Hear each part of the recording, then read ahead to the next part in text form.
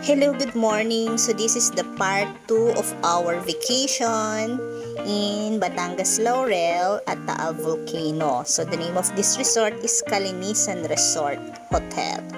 So I'm just sneaking every parts of this place. Ayan, more on flexing ako.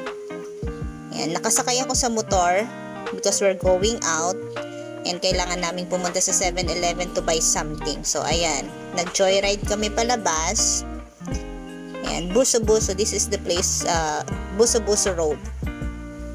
Punta kami sa town proper of Laurel, Batangas kasi medyo malayo yung resort, no?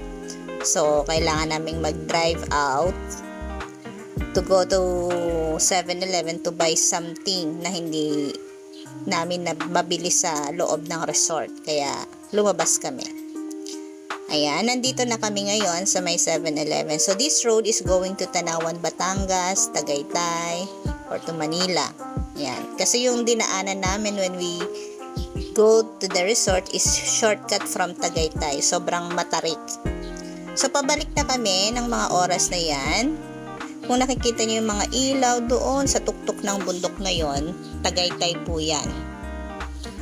Ayan. And then, nandito na kami sa resort. I'm gonna flex the resort at night. This is night mode.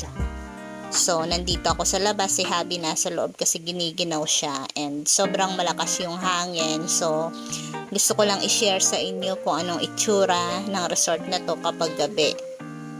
Para naman kahit papaano, you have idea kung saan nyo gustong mag-staycation or vacation, quick vacation, yan. So, ito yung itsura ng labas ng hotel. Ayan yung hotel namin, dyan kami nakastay. Which is actually may mga hotel pa dyan sa gilid. Sa baba nun is restaurant kaya maraming mga taong kumakain. Ayan. May mga playground din sila for the toddler. Merong mga pwede kayong pag-chill outan. Ayan, may mga nag-chill. And then mga nag-mumuni-muni kasi nga maganda rito sa labas. Although malamig talaga siya kasi nga nasa tapat tayo ng lake. So fast forward, this is morning and ako pa rin ang nagre-video kasi yung asawa ko is nasa loob. Maginaw, medyo maambon-ambon kasi this morning. That's why he don't want to go out. And ako kasi morning person ako, so gusto kong i-enjoy every moment. Gusto kong lumanghap ng sariwang hangin. Ayan, kung nakikita nyo naman talagang sinusulit ko yung bawat oras na nandito kami. So, andyan ako sa harapan ng hotel namin. So, ito yung pinakang main view nitong resort na to. Ayan, ayan. So, ito yung pinakang nila. Pinakang highlight dito sa resort na to kasi nasa front siya ng Taal Volcano. Yon. Yan. Lakas ng hangin dyan, guys, and medyo may konting ambon kasi nga December, syempre we expect tag-ulan. So after ko doon, umikot ako dito sa pool. This is the other side of the pool for adult. Ayan. Medyo maaga pa kaya nililinis pa lang nung ating tagalinis para bago dumating yung mga batang mag-swimming or mga tao is malinis na siya. So, I decided to chill dito para makita nyo rin yung view. Ayan. Ito yung other side ng swimming pool kasi meron pa dyang mas malaking pool. Hindi ko na kinuhanan. So, bumalik ako ulit sa front ng resort. Ayan. Ng hotel pala namin. Na-boring na ako dun kaya bumalik ako ulit dito. 'Di ba? Taal Volcano.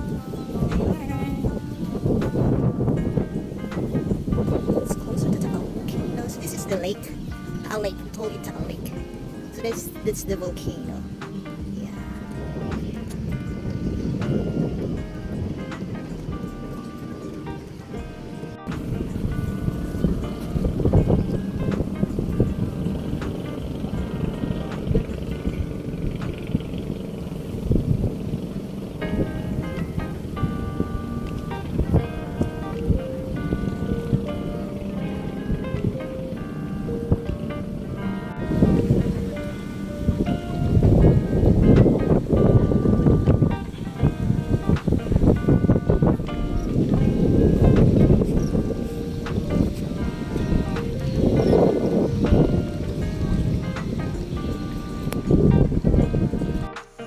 So, yun lang guys. At sana nag-enjoy kayo sa panunood ng part 2 ng vacation namin. I'm sure 2024 na ngayon habang pinapanood nyo to.